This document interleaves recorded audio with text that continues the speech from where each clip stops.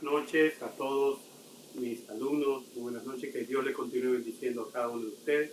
Es un placer para mí estar hoy ante ustedes para poder comentar un poco de la palabra de Dios. Y primeramente excusándome, ya que hemos tenido unos cuantos días haciendo muchas cosas. Tuvimos nosotros un pequeño susto la semana pasada, porque mi madre estaba un poquito enfermita, pero gracias a Dios ya está en la casa y todos estamos bien. Tuve que hacer un viaje casi de emergencia, ya que a veces uno quiere primero palpar de la situación. Usted sabe, cuando una familia que se quiere mucho como la de nosotros, eh, a veces no queremos que el otro sufra, a veces podríamos llegar a ocultar algunas cosas. Entonces, para estar seguro, preferí ir en persona para ver a mi madre. Gracias por sus oraciones, gracias porque sé por todas esas personas que me han llamado, gracias por todo lo que ustedes han hecho por mí y por la paciencia que me tienen. Hoy es un tema muy bonito, yo siempre digo eso, porque todo lo que se trate de hablar de la palabra de Dios, a mí me cautiva. Espero que eso también esté en cada corazón, porque desde niño, cuando nos hablaban en la escuela dominical y en mi hogar, siempre me gustaba prestar atención a las historias, a las cosas de la Biblia, porque en ella es que aparece la medicina para la tranquilidad del alma. El tema de hoy es el tema 19 y lleva como título Un pacto de vencedores. En verdad que hay muchos pactos que se hacen, pero antes de entrar en materia quiero dar la definición de pacto según aquí el diccionario bíblico, que me gustó mucho esta definición y voy a compartirla con ustedes. Dice el pacto, promesa sujeta a juramento, mediante el cual una parte promete solemnemente bendecir o servir a otra de alguna manera específica. A veces el cumplimiento de la promesa depende de que la parte a quien se le promete cumpla con ciertas condiciones. En otras ocasiones, la promesa se hace unilateral e incondicionalmente.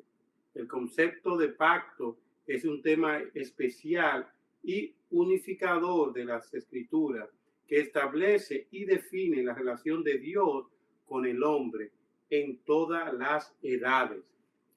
Dios, mediante su palabra, podemos encontrar muchos momentos, muchas escenas donde él pactaba con su pueblo, pactaba ya sea con un pueblo en general, como podía también pactar solamente con alguien en particular.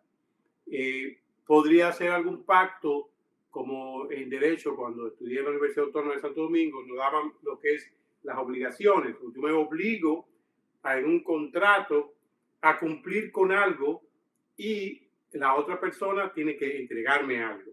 Entonces, habían obligaciones, pero en este caso también te habla de una obligación unilateral, o sea, de una sola de las partes. Cuando Dios pacta en su palabra, sin importar a veces hasta que nosotros seamos serios, seamos honestos, Dios pacta con nosotros para llamar la atención de nosotros y que nosotros podamos ir a encaminarnos en su palabra, encaminarnos en sus caminos. En la antigüedad también podemos encontrar algunos pactos que pudieron haber hecho entre hombres. Podemos encontrar en la Biblia también algunas personas que pactaron. Déjame buscar aquí y ponerme mi ayudante. Podemos ver que Abraham y Abimelech pactaron. ¿Pactaron qué? Para ellos tratarse bien, para que no haya conflicto entre ellos, para que a poder llevar una amistad. Vemos a Jacob y Labán que pactaron no hacerse daño en ellos. Vemos a Jonatán y a David, que también que Jonatán pactó con David que iba a reconocer su reino. O sea que vemos cómo en la antigüedad existían estos pactos. Ahora nosotros vamos a estar hablando de un hombre en la Biblia que Dios le encomendó algo y hizo un pacto con él. Y eso lo podemos ver, vamos a estar hablando de Josué. Si nos vamos a la Biblia y leemos el primer verso de Josué, podemos encontrar en Josué 1, vamos a leer, busquen en sus Biblias Josué 1 y vamos a leer el 5. Nadie te podrá hacer frente en todos los días de tu vida. Como estuve con Moisés, estaré contigo. No te dejaré ni te desampararé. Ahí vemos una promesa que Dios le hace a Moisés. Cuando ve que, perdón, a Josué, cuando muere Moisés, el pueblo de Israel tenía que tener a alguien que lo guiara. Y ese escogido fue Josué. Pero Dios le dice que así como estuvo él con Moisés, que así como lo ayudó, que así como pudieron pasar todas esas cosas que ellos pasaron, y Dios estuvo con él, así también prometía estar con Josué.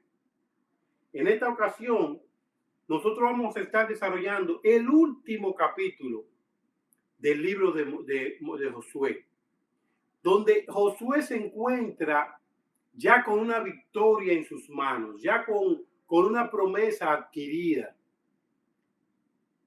Y en su discurso de cierre, podría decirse, él amonesta al pueblo y lo pone a que el pueblo decida, que el pueblo pueda pactar, de que el pueblo pueda hacer algo que no se vea con presión, sino que salga de lo más profundo de su corazón. Y esto lo podemos ver cuando leemos. La clase se encuentra en Josué 24, del 12 en adelante. Luego saltaríamos del 12, llegaríamos al 14. Luego del 14 leeríamos el 14, 15 y 16, según el expositor. Luego el 19, después el 20 y el 21.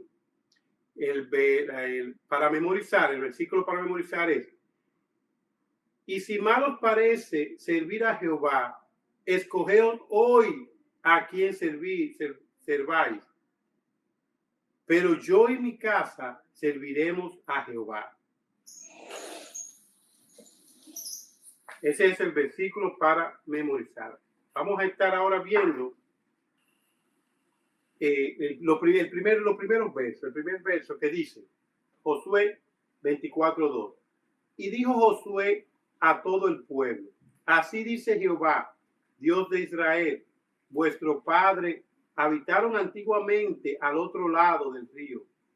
Esto en Teré, padre de Abraham y de Nacor, y servían a dioses extraños. Aquí podemos nosotros ver que ellos servían. Él está haciendo un recuento. Antes de entrar en estos versos, vemos que Josué le está dando a ellos un recuento desde cuando ellos estaban en el cautiverio y cómo Dios había trabajado para que el pueblo estuviera ahora con una victoria enfrente. Le hace la narrativa de cuando ellos pasaron por el Mar Rojo, de cómo Dios estuvo con ellos, cómo Dios mandó todo todo lo que hizo para salvaguardarlo a ellos, y cómo ahora ya habían adquirido eso, y Josué le está haciendo memoria para que ellos puedan despertar, y no cometer ningún tipo de equivocación. Sigue el verso. Ahora vamos al 14. Es una brincadita ahí para el 14, porque no podemos entrar en todos los detalles, porque si no el tiempo no nos alcanza. Ahora pues, temed a Jehová y servirle con integridad y en verdad, y quitad de entre vosotros los dioses de los cuales sirvieron vuestros padres al otro lado del río y en Egipto, y servid a Jehová. Me llama la atención algunas palabras aquí. Voy a buscar en mi Biblia, que lo había marcado. Cuando dice, ahora pues, temed a Jehová, servidle con integridad. Vamos a ver, temed a Jehová. El principio de la sabiduría es el temor a Dios. Pero yo diría también que cuando tenemos el temor a Dios, nos damos cuenta por qué el principio de la sabiduría es el temor a Dios. Porque cuando yo temo a Dios, yo le voy a estar con un respeto a todo lo que tiene que ver con Dios. A veces nosotros podemos ser tildados, más en estos tiempos, de que somos muy estrictos, de que somos hasta homofóbicos, de que somos de cualquier cosa, porque nosotros peleamos y protestamos cuando vemos que hay algo mal, cuando vemos que las actuaciones que nos presenta la vida, que nos presenta el país, que nos presenta el lugar donde estamos, que nos presenta la casa, que nos presenta la televisión, que nos presenta las redes sociales, cuando nosotros vemos todos estos patrones que se nos quieren a nosotros inculcar como algo normal, sabiendo nosotros que la palabra de Dios es pecado, no tiene otro nombre más que pecado. Entonces, eso irrita al pueblo de Dios. Entonces, cuando la Biblia es clara y dice, nosotros cuando tememos a Dios, temed a Jehová, luego de temer a Jehová, servirle con integridad, no solamente servirle como si yo voy a servirle a cualquier dueño de alguna empresa. Me gusta cuando dice integridad. O sea, que yo entienda que lo que yo estoy haciendo lo tengo que hacer bien porque es para Dios. Que yo entienda que todo lo que Dios pone en mis manos debe de ser guardado en pureza.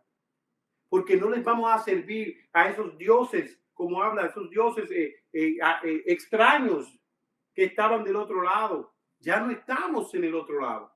Ya estamos en este lado. Estamos en el lado de Cristo. Estamos en el lado, ya que usamos el Jordán, ya que usamos ese martirio. Ahora estamos nosotros que en una gracia que es dada por Jesucristo.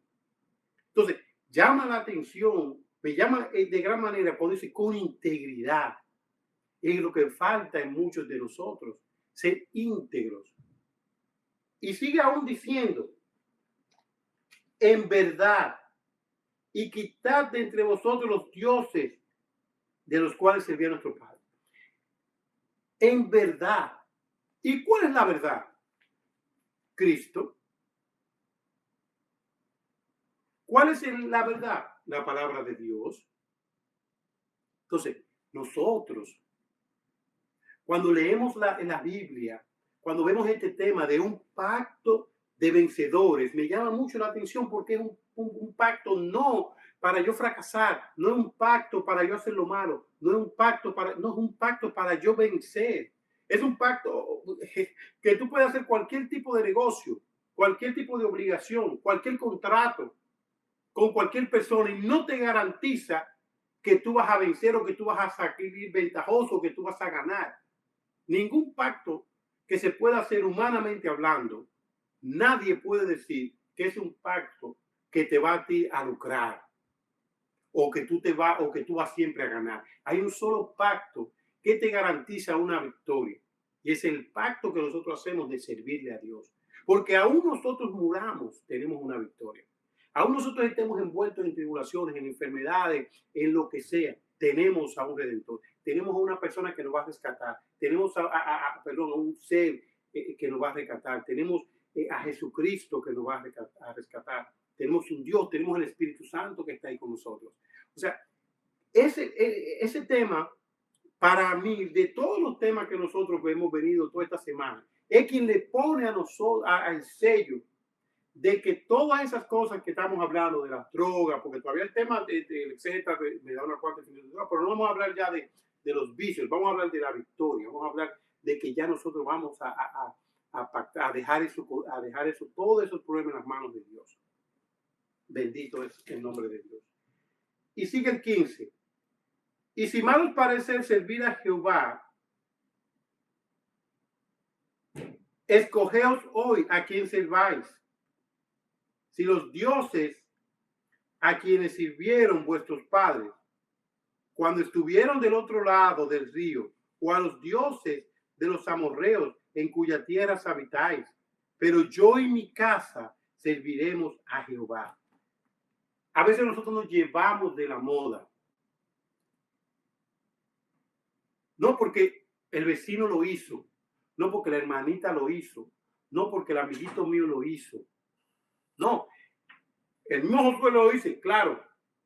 Si ustedes quieren, lo voy a decir con mis palabras, si ustedes quieren servir a aquellos locos por ahí, si ustedes quieren hacer las cosas locas que están haciendo por ahí, ustedes lo pueden hacer.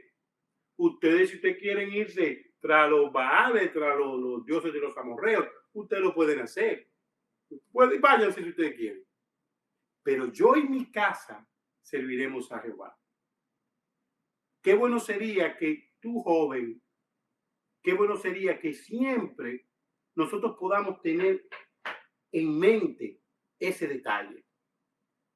O vamos a hacer esto, sí, sí, vamos para allí, sí. Vamos.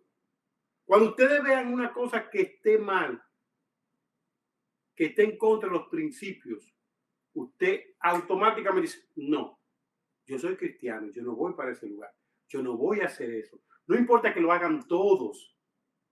Es que miren, mis amados, el estar envuelto en las cosas de Dios no hay desperdicio. El estar envuelto en todo lo que tiene que ver la sana doctrina, una vida sana, una vida santa, lo que trae es ventaja, lo que trae es paz, lo que trae es alegría. Y que vamos a tener problemas, lo tenemos, pero también tenemos quien resuelve los problemas. Y sigue, vamos ahora al 16. Entonces el pueblo respondió y dijo, nunca tal acontezca que dejemos a Jehová para servir a otros dioses, porque Jehová vuestro Dios es el que nos sacó a vosotros y a nuestros padres de la tierra de Egipto, de la casa de servidumbre, el que ha hecho estas grandes señales y nos ha guardado por todo el camino por donde hemos andado y en todos los pueblos por entre los cuales pasamos. Ahí hay un reconocimiento que hace el pueblo de Israel, diciéndole, no, ¿cómo nosotros vamos a hacer eso? ¿Cómo nosotros vamos a olvidarnos? Pero yo digo, ¿por qué esa parte de la Biblia está ahí? ¿Por qué esa conversación? Porque en realidad cuando yo veo que los jóvenes dejan el camino y los adultos también. Cuando yo veo que hay esa que se le van las ganas de estar en el camino de Dios. Cuando yo veo que un joven decide volverse a la servidumbre, volver a Egipto, comer lo que se daba comida en Egipto, estar oprimido como se vivía en Egipto, me parte el alma. Yo no luzco en el mundo. Cuando nosotros, nuestro cuerpo ha sido transformado, cuando usted agarra, nosotros no somos los cerdos. Los cerdos usted lo puede bañar, ponerle joyas, perfumarlo. Y los cerdos, si ven un cosa lleno de lodo, van a meterse al lodo. Pero nosotros somos limpios, nosotros no somos animales, nosotros somos seres humanos que debemos de pensar. Sé que las manifestaciones del mismo Satanás, que Dios nos reprenda, a veces engañan a nuestros jóvenes, lo engañan a ustedes, me engañan a mí, me pueden engañar. Pero pidamos a Dios que siempre Él esté con nosotros y seamos fuertes en esto. Porque no hay una mejor vida fuera de Cristo. Si usted la encuentra, déjemela saber. Porque es que no la hay. Porque en el único lugar que nosotros podemos hacer un pacto de vencedores, como el tema de hoy, es cuando nosotros no nos deslizamos ni para izquierda ni a derecha, sino cuando nosotros permanecemos en este camino. Este camino es hermoso. Este camino nos da a nosotros la satisfacción de que estamos haciendo algo no solamente por mí, sino por mis hijos, por mi esposa, por mi iglesia, por los hermanos, por el vecino, por la comunidad. Me parte el alma cuando los jóvenes, que es mi preocupación mayor, se apartan de los caminos. Nosotros debemos de tratar, lo que Dios ha permitido que escuchen esto, de orar siempre y mantenerlo en oración, porque son muchas las batallas que ellos tienen. Pero te digo a ti, joven, que no hay un lugar mejor que este, de estar involucrado en las cosas de la iglesia, de estar involucrado en las cosas de Dios. Yo fui joven y le puedo hablar de muchos temas. Tengo esa propiedad porque yo anduve en esos lugares. A lo mejor no usé droga, pero sí usé alcohol. A lo mejor no usé cigarrillo, pero a lo mejor me trasnochaba o hacía muchas cosas por ahí que no debía de hacer. Pero gracias a Dios que Él vino a mi corazón y que no miro atrás con deseo de volver, no, sino que puedo dormir tranquilo porque sé que he puesto toda mi confianza en Él. Continuemos. Dice el 19, vamos al 19, saltemos ahora. Entonces Josué dijo al pueblo: no podréis servir a Jehová, porque Él es Dios santo y Dios celoso. No sufrirá vuestras rebeliones y vuestros pecados. Dios es un Dios santo. A veces nosotros queremos, yo hablo mucho con Francisco Javier, siempre lo menciono, y hablamos de este tema de que ahora mismo en la pandemia hay muchas personas que se dicen ser cristianos. Y está bien que todos estemos cosas, pero nos vamos a llamar ser cristianos cuando llevamos una vida pecaminosa. No, porque no hay ayuntamiento, no hay esa unión entre el pecado y lo santo. Nosotros somos santos cuando lavamos y no estamos envueltos en el pecado. Dios es un Dios santo, pero también dice que es un Dios celoso. Si nosotros somos la iglesia de Cristo, el pueblo de Israel es el pueblo de Cristo, nosotros somos la iglesia de Cristo, que Jesucristo nos ha dado a nosotros este privilegio. Si nosotros vamos a ser la novia, que es la iglesia de Cristo, y Dios es un Dios celoso, no podemos nosotros tener a otros dioses. Pero a veces nosotros creemos que tener otros dioses, que yo tengo aquí una estatuilla, que yo me arrodille ante esa estatuilla. No, el simple hecho de usted poner cualquier cosa primero que Dios es un problema. Porque es como cuando usted tiene su esposa y su esposa pone a todo el mundo primero que a usted. ¿Cómo se sentiría usted? Entonces, cuando Dios ve que nosotros hacemos todo y no nos acordamos de Él, se puede sentir celoso, claro, se puede sentir mal, porque se supone que Él es un Dios celoso, lo dice su palabra. Entonces debemos nosotros de mantener esa vida en santidad. El 20. Si dejares a Jehová y sirvieres a dioses ajenos, Él se volverá y os hará mal y os consumirá después que os ha hecho bien. El pueblo entonces dijo a Josué: no, sino a Jehová serviremos. El pueblo se mete en miedo porque Josué le dice, claro, como le estoy yo diciendo, no le conviene a ustedes estar en contra de Dios. La Biblia también dice que son más los que están con nosotros que los que están en contra.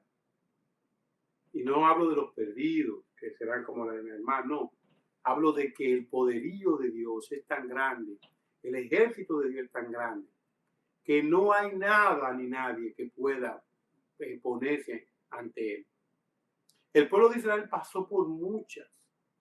El pueblo de Israel tuvo que enfrentarse a muchas guerras, pero todas estas la venció gracias a quién?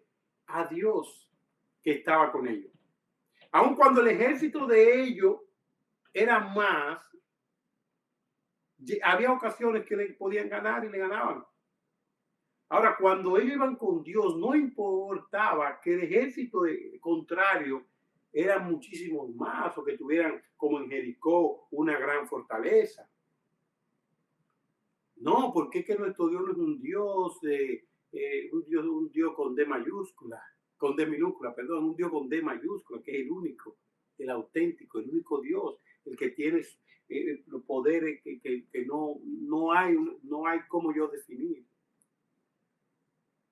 Entonces, cuando nosotros ponemos en las manos de Dios nuestra vida, cuando nosotros hacemos el pacto con Dios, un pacto de buscarle, de que yo no me voy a apartar de ti, de que no esos pactos que oímos, y pacten y reclamen, no, mis amados, porque buscad primero el reino de Dios y su justicia y todas las demás cosas os serán añadidas.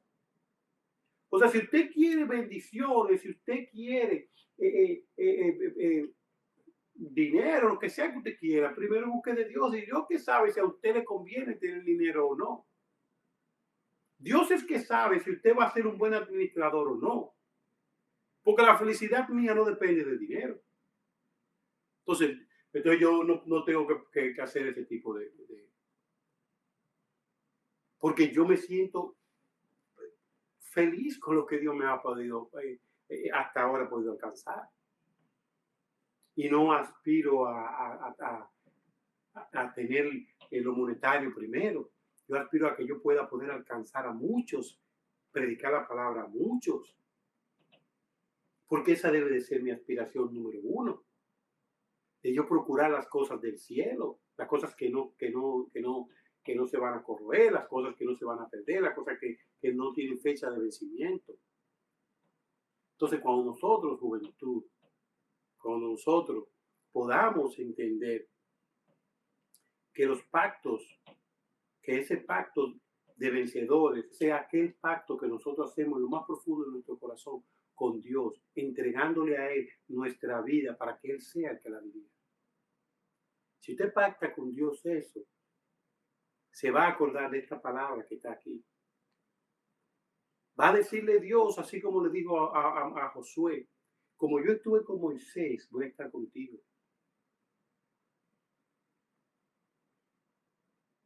Me acuerdo cuando Jesucristo también es que oraba por nosotros, oraba por los discípulos. Y le pedía, no te pido que lo quites de aquí, sino que tú lo protejas. ¿Para qué? Para ayudarnos. Porque este camino es fuerte. Pero es un camino que a nosotros tenemos nuestros pies como siervas, firmes, podemos estar en las alturas. Pero todo eso, ¿por qué? Porque nuestra esperanza está aquí. Nuestra esperanza es Dios, no los hombres. Los hombres pueden fallar, pero Dios nunca. Así que, mis amados, ha sido para mí un placer. Saludo a todos en la iglesia, a mi amado pastor, a su esposa, a todos mis hermanos, siempre están pendientes de mí. Y que el Señor le bendiga, juventud. Adelante y mantengamos en oración para que esta pandemia pueda acabar pronto y pronto haya una vacuna y nosotros poder abrazarnos y estar más en la iglesia, que en realidad no hace falta. Así que el Señor le bendiga y que la pasen bien.